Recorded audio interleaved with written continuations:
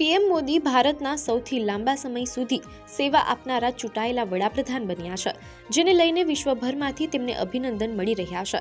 આ વૈશ્વિક કડીમાં ઇઝરાયેલના વડાપ્રધાન બેન્જામિન નેતન્યાહુએ એક ખાસ વિડીયો સંદેશ શેર કરીને પીએમ મોદીને હાર્દિક શુભકામનાઓ પાઠવી છે. નેતન્યાહુએ એક્સ પર પીએમ મોદીને ટેગ કરીને કોંગ્રેચ્યુલેશન્સ અને મેઝલ તોવ કહીને પોતાનો રાજીપો વ્યક્ત કર્યો છે. પોતાના વિડીયો સંદેશમાં નેતન્યાહુએ પીએમ મોદીના નેતૃત્વની મુક્ત મને પ્રશંસા કરતા જણાવ્યું કે પીએમ મોદીના શાસનમાં ભારતનો અદ્ભુત વિકાસ થયો છે અને તે વિશ્વની સૌથી ઝડપથી વિકસતી અર્થવ્યવસ્થાઓમાં સામેલ થયું છે. એટલું જ નહીં, તેમના ભગીરથ પ્રયાસોથી 25 કરોડથી વધુ ભારતીયો ગરીબી રેખામાંથી બહાર આવ્યા છે.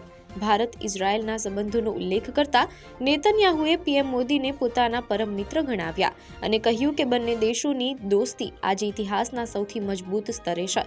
સામે પક્ષે વડાપ્રધાન નરેન્દ્ર મોદીએ પણ તેમના આ સંદેશનો એટલી જ ગરિમાપૂર્ણ રીતે પ્રત્યુત્તર આપ્યો છે.